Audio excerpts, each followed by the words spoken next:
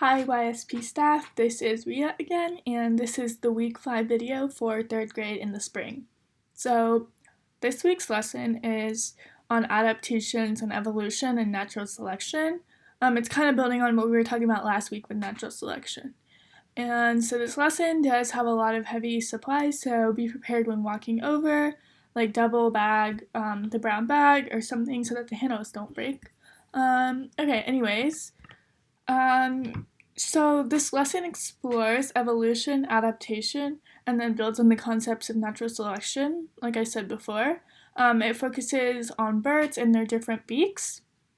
So some tips that I have are when you're introducing the activity, to show pictures of the specific types of birds in the lesson and spend some time talking about their different beaks and why they're different with the students. Another tip that I have is to make sure you go over the vocab for this lesson, which is evolution and adaptation. Obviously, that's like the whole main point of the lesson, so definitely go over that at the beginning. Another tip that I have is, I know not everybody does this, but I think it's helpful, is to mix all the food together into one tray. You'll see more clearly what I mean in the next slide with the pictures, but doing this means that you only have to pass around the different tools or like beaks every round, and then everyone gets a chance at trying to grab everything.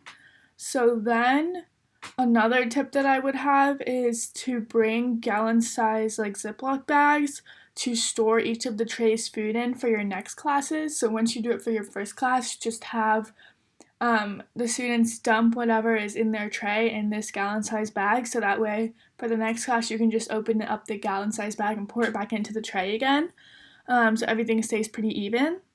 And then be sure when explaining how to do the activity to tell the kids to look at what types of foods were easier to pick up, and like how many of each type they picked up versus and not the total amount of food, since they tend to be like, oh, I picked up 18 pieces of food, but you want to focus on what type of food is easier, because that's the point of the lesson.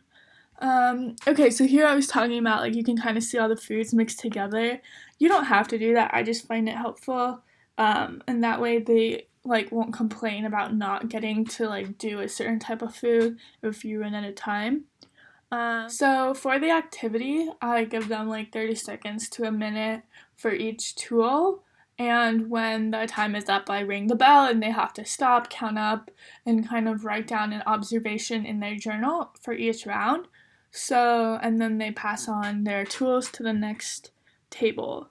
Yeah, that's about it for this lesson. Oh, actually, the guided questions are really good for observations and conclusions that are in the drive, so definitely take a look at those. But other than that, I think that's about it for this lesson. Yeah.